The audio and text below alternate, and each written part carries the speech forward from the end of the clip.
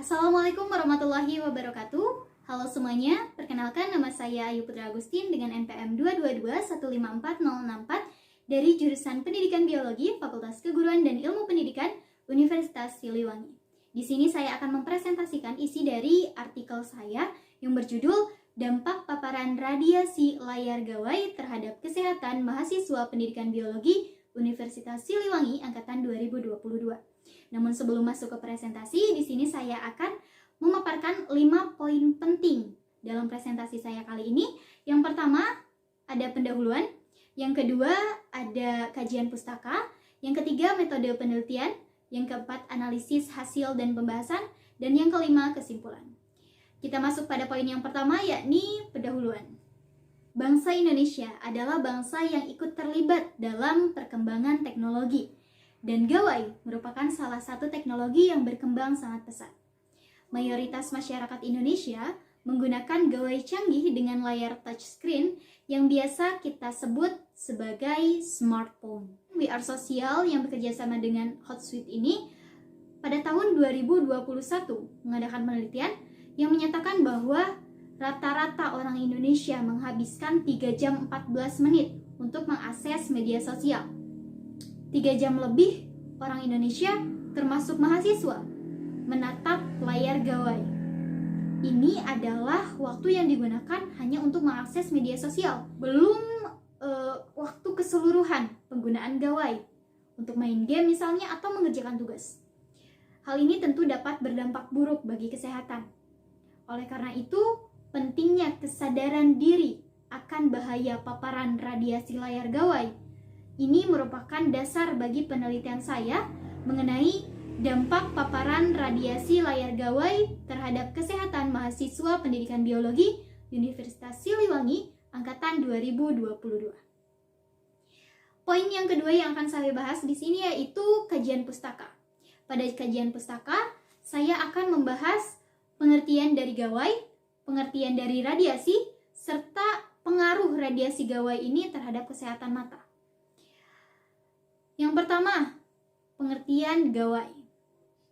Sebelumnya rekan-rekan di sini bisa melihat gambar di samping. Ada 5 gambar di sana. Menurut rekan-rekan semua, gambar mana saja sih yang termasuk ke dalam kategori gawai? Saya hitung 5 detik dari sekarang.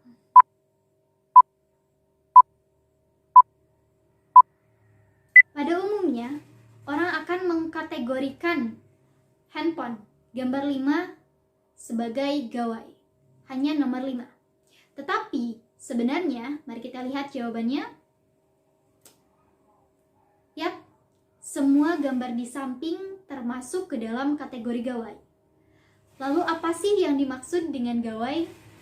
Definisi gawai adalah alat elektronik yang mudah dibawa, memiliki tujuan dan fungsi khusus, dan mengandung unsur kebaharuan. Misalnya tadi headphone, earphone, dan headset memiliki tujuan dan fungsi khusus, yakni untuk mendengarkan musik misalnya, dan mengandung unsur kebaharuan. Artinya pada zaman dahulu, headphone, earphone, dan headset belum ada, dan baru ada pada zaman sekarang. Kemudian kita lanjut ke topik kajian pustaka kedua, yakni radiasi. Apa yang dimaksud dengan radiasi? Radiasi adalah gelombang elektromagnetik. Gelombang elektromagnetik adalah gelombang yang perambatannya tidak memerlukan perantara atau medium. Misalnya, cahaya matahari langsung mengenai kulit kita, atau panasnya api unggun langsung terasa kepada kulit kita tanpa memerlukan medium lain. Itu merupakan radiasi. Dan apa sih radiasi yang dipancarkan oleh gawai? Radiasi yang dipancarkan oleh gawai adalah radiasi sinar biru atau blue light. Lalu bagaimana sih proses masuknya atau bagaimana sih masuknya sinar biru ini ke mata kita? Di sini saya akan melampirkan video proses masuknya sinar biru kepada mata kita.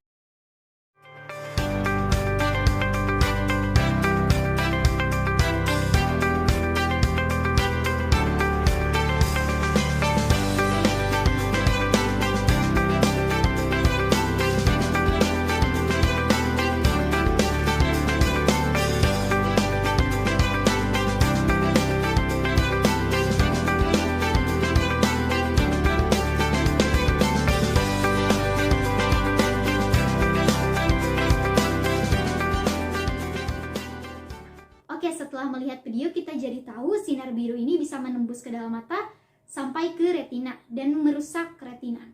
Lalu, kerusakan mata apa saja sih yang bisa disebabkan oleh sinar biru ini? Yang pertama ada eye strain atau ketegangan pada mata.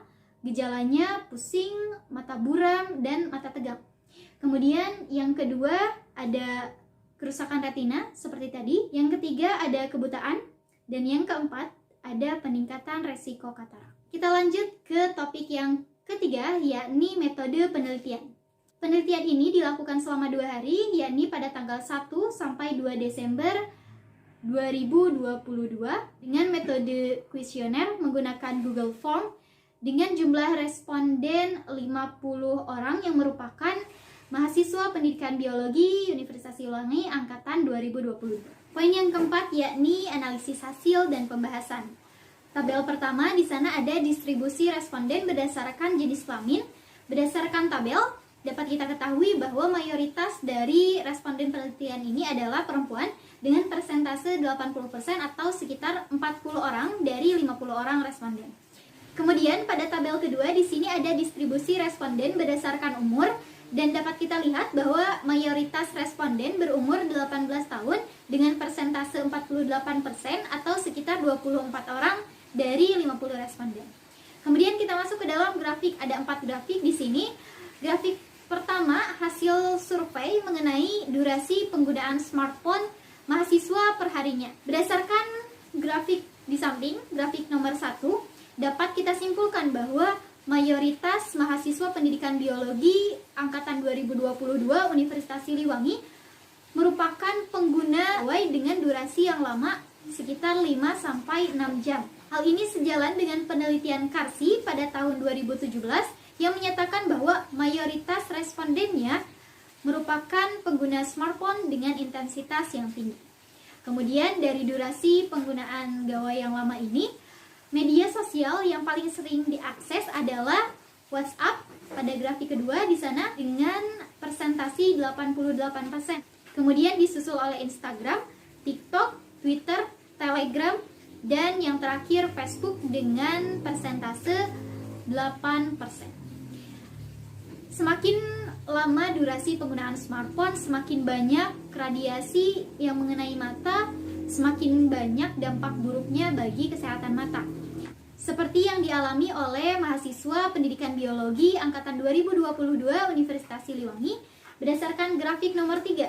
Di sini dapat kita ketahui bahwa keluhan yang paling sering dirasakan oleh mahasiswa adalah pusing dengan persentase 48%, kemudian disusul oleh mata buram dengan persentase 38%, kemudian sisanya mahasiswa mengalami mata kering dan mata tegang. Hal ini sesuai dengan penelitian yang dilakukan oleh DERI dan agensi pada tahun 2017 yang menyatakan bahwa 90% dari pengguna gadget akan mengalami gejala visual seperti kelelahan mata, penglihatan kabur, pusing, dan lain-lain. Kemudian, selain mengakibatkan kerusakan pada mata, beberapa penelitian juga membuktikan bahwa penggunaan gadget atau gawai dalam durasi yang lama dapat mengaruh pada kualitas tidur. Sebagaimana hasil survei dari grafik nomor 4 di samping yang menunjukkan bahwa sebagian besar mahasiswa dengan durasi penggunaan gadget atau gawai yang lama mengalami durasi tidur yang cukup singkat, yakni kurang dari 7 jam. Ini sejalan dengan penelitian Desi dan kawan-kawan pada tahun 2019 yang menyatakan hubungan intensitas penggunaan smartphone dengan kualitas tidur mahasiswa, yang mana sebagian besar mahasiswa dengan penggunaan smartphone intensitas tinggi, maka kualitas tidurnya semakin buruk. Dan menurut penelitian yang dilakukan oleh Rizik dan Hartati pada tahun 2012, dampak negatif dari kualitas tidur yang buruk ini sangat besar, misalnya penurunan aktivitas, gangguan kesehatan, dan penurunan atau perubahan semangat atau mood. Kemudian poin yang terakhir yakni kesimpulan. Berdasarkan hasil penelitian dapat disimpulkan bahwa paparan radiasi sinar biru pada layar gawai ini memiliki dampak buruk bagi kesehatan. Adapun dampak buruk yang paling sering dirasakan oleh mahasiswa pendidikan biologi angkatan 2022 Universitas Siliwangi adalah pusing atau sakit kepala. Setelah penelitian ini diharapkan kepada para mahasiswa dapat mengontrol penggunaan gawai hingga dampak buruk dari paparan radiasi ini dapat diminimalisir. Adapun upaya pencegahan yang dapat dilakukan yaitu sebagai berikut.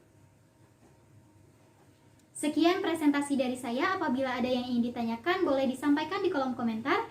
Terima kasih atas perhatiannya. Wassalamualaikum warahmatullahi wabarakatuh.